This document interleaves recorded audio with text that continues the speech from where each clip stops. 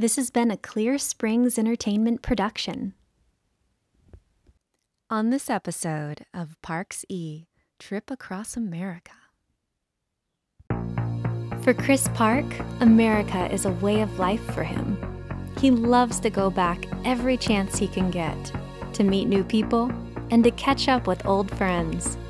So for 5 weeks, he explored America again. And along the way, he interviewed some cool people and explored some cool new cities. From New Zealand to America, watch as he explores America and interviews some cool people. This is Parx-e Trip Across America. So how did you get into all this? I got into modeling because there weren't any acting jobs in Nashville, Tennessee.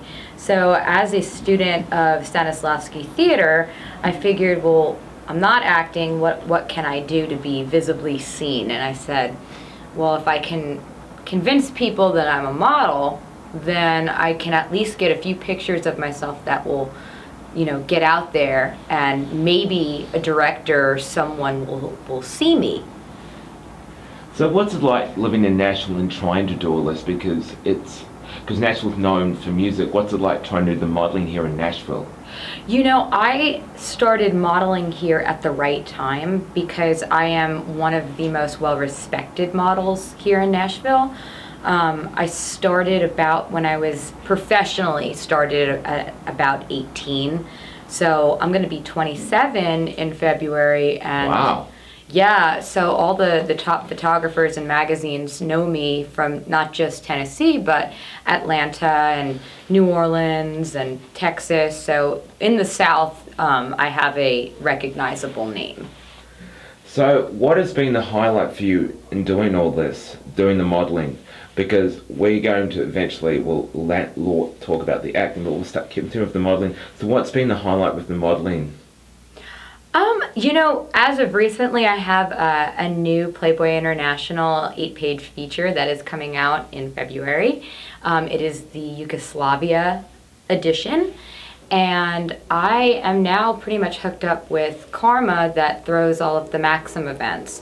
I also have a bunch of pictures that are being submitted right now as we speak to Maxim magazine. And, I think as a highlight, I don't have a specific one. It's just being able to experience all of these wonderful things. So you've been in Playboy, which is kind of still a big deal, even though it's gone from the period where they said we're not going to do the nudity anymore. Now we're going back to nudity. What's it like being part of such a well-known magazine? It's very interesting. If it were not for the first Playboy that I did back in July of 2011, I would not have been in the Wolf of Wall Street because, like I had said before, I was just waiting for someone to see my picture, and luckily it wound up on the desk of Martin Scorsese. So what was it like working with Martin Scorsese? Because he's kind of one of the most well-respected directors in Hollywood. It's a dream come true. I'm trying to make my way back to you, babe. That's how I feel. Because he is such a movie lover and he loves movies, and he's a film historian is kind of what it comes down to. And when you've studied film for 14 years and you're in a room with someone who's been studying film his entire life, it is nothing more than a dream come true. Because he's a huge fan of one of my favourite Australian movies, Wake and Fright, and when he saw it, he was blown away. But then when I heard the director talk to him about it, said, the neuron goes, oh, that's just Martin. He just loves movies so much. Uh-huh. Well, what I love about him is that he had taken the book The Age of Innocence, which, if I am correct, was his father's favorite book, and he had done the film. And what people don't understand about a director like Martin Scorsese is, yes, he understands mob films. Yes. He understands corruption. Yes. But what he also understands is beauty. And The Age of Innocence is a masterpiece. So what other acting work have you done apart from working for Scorsese? You know, not as much as I would like, but it's building momentum. I did an Amazon Prime show called Misincorporated, and I've been in a lot of independent films. One called Back in the Day that was released on Netflix, and about 38 to 40 music videos, which top country artists and rock and roll artists that I've had lead roles in, and I don't know, a lot of independent stuff. But, you know, it's all an experience, and the way I see things is that I have my foot in the door, and since my modeling is taking somewhat of a skyrocketing level as of recently, I'm just letting it come to me as it comes. So how, for you, you obviously social media must play a huge part in what you do, because it does. It helps you get work and gets you connected with your fan base and an audience. It does, and it gets me work. Now, Instagram is something that I'm finally building the correct way. Facebook is more kind of privatized, where you actually get to know my personality. And I don't know, it's very interesting to see how people view you from just a social media standpoint. You know, they never met you in person, but they know you. You are quite literally friends. It's kind of like how I know you, Chris. It's, you know, we've communicated back and forth, and I don't feel awkward meeting you for the first time today. It's funny though, because like you meet people for the first time, and I've been lucky in the culture. Everyone I've met, including you, have all been lovely, and it's been great, and because I know with Instagram now, and especially with, I think, acting now is what I keep hearing, that if you have the followers and you get all the followers, you get the work. In the old days, it used to be about that craft. Now it's like, so you've got more followers than her, we'll give you the work because you'll get us more views and more whatnot. I've lost out on quite a few roles that way, and it's depressing, especially as a film lover and a dedicated actress, always trying to expand and learn more and hone my craft. It's challenging because I feel that I have more years than a lot of these other girls, but because they jumped on Instagram at the right time, they will be cast before I will. And it's sad, but I believe in miracles, and even if that might be a setback right now, it's not going to hold me back from doing what I love to do. That is fantastic. So obviously with social media, have you had any issues? Because I know a lot of people in what you do. You get a lot of people that they may make rude comments, and how do you deal with stuff like that? I don't get rude comments all the time. Believe it or not, I have been lucky in that respect. But what I have been dealing with is actually building it. There are a lot of these like scam pages that want you to pay for followers, which never do that if you're thinking about, you know, trying to grow a following, because never. You don't get anything from that. The only way you can get followers is by having someone that already has a lot of followers repost a picture or hang out with you and take a picture with them.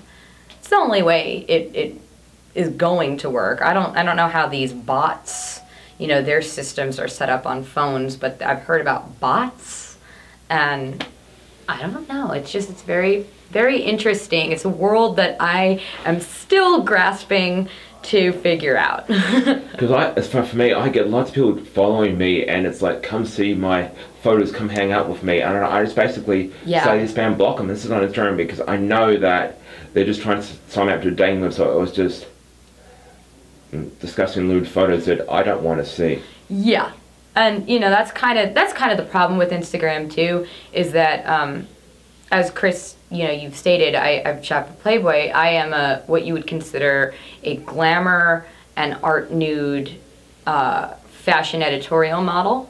So you're not going to really see anything that is that raunchy on my page. But a lot of these other pages with women are very provocative and suggestive.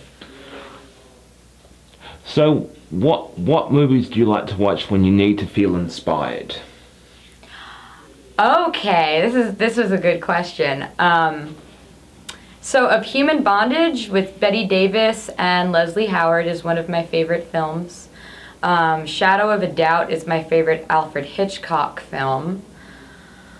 The Age of Innocence. And, I mean, I could go on, but there are just so many wonderful classic films that probably none of you have ever even heard of. Let me think. Gaslight is an amazing film, and let's see. I like a lot of silent films, a lot of silent foreign films from like the early 20s.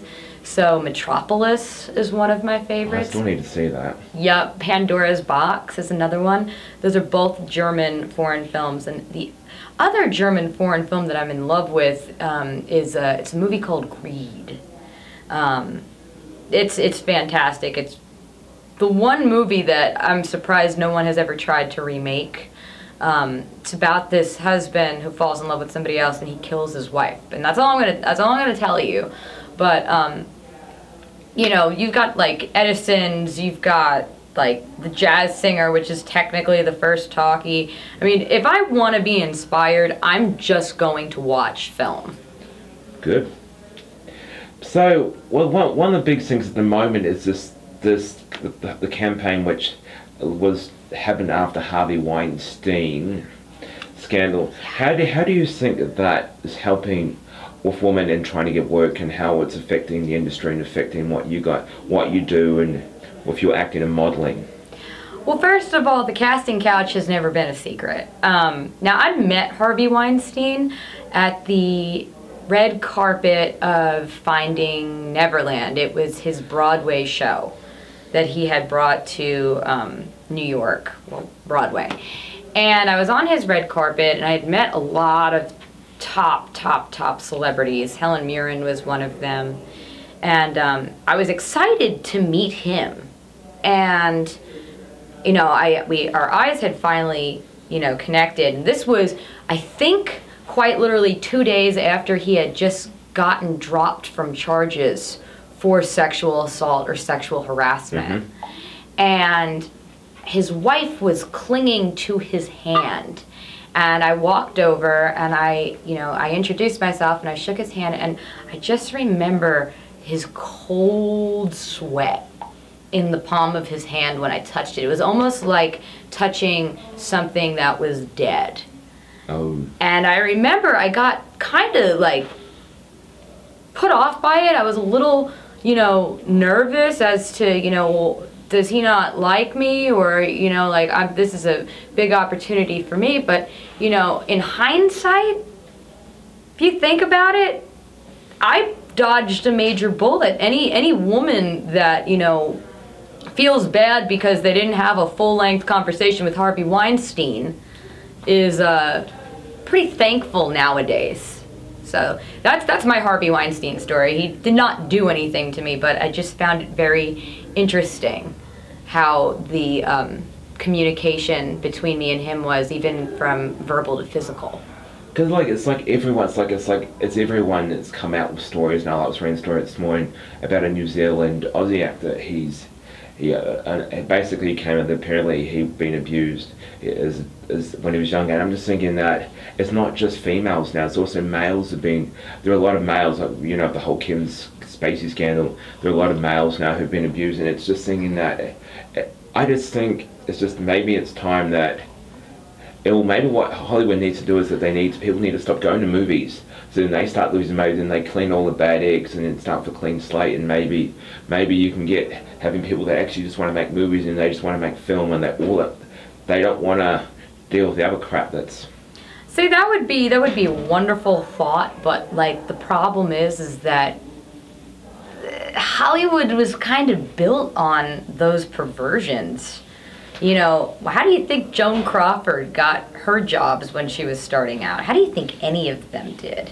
You know, it's interesting that it's finally coming to light. And then there are people like Meryl Streep who knew for 40 years and never said anything, and then all of a sudden jumps right on that campaign.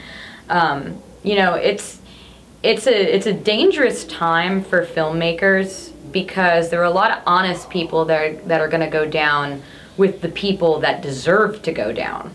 So, you know, it's a he said, she said, she said, she said, he said battle. And it's true also, you know, males have been sexually assaulted and raped as well. You know, it goes both ways. It's not just women, it's men too. And, you know, we just have to really have our eyes open and our ears clear to be able to tell the difference. Totally. So what do you like to listen to when you need to relax and unwind? I don't know how to relax and unwind, but I try to. So if I'm trying to just chill out and, you know, clear my head, I'll have a glass of red wine, usually a Pinot Noir. Nice. And trying to think I listen to a lot of meditation tones. That usually helps me clear my head, but I really love listening to stuff like Pink Floyd. Nice. Or Dire Straits, or Steely Dan, as of recently, has been my go-to to chill out. Steely Dan's great. I know. So Steely Dan has been the new one, and you know, when I need a little bit of passion, I listen to the Eagles and, you know, the Beatles and Led Zeppelin. I don't listen to a lot of new stuff. I'm kind of an old head. That's fine. That is totally fine. So the last question I have for you is the question I've mentioned before. And have you ever bought an as seen on TV product before? Yes, I have. Okay, so I got the thing that you can strap onto your steering wheel, and you put your phone in it. It's like the little clip. I've also gotten that zucchini spaghetti. The spaghetti. That's it. And God, I never remember the names of them. I'm sorry. That's all right. I got this like bra adjustment thing. It's like bunch of random stuff like that. And I have this Home Goods app now that's on my phone, so I order a bunch of those things. Like I've got this one coming, so I have more shelves in my refrigerator. Nice. Yeah. So this my house is a place for as seen on TV products, and they work. I love it. But we are done. Kinda like a knife sticking out of my back, warm and smooth like a shot of Jack. One beat shy of a heart attack, but I'll keep on running. Closing in on a long cold night, neath the glow of a neon light. This has been a Clear Springs Entertainment production. Thanks for watching.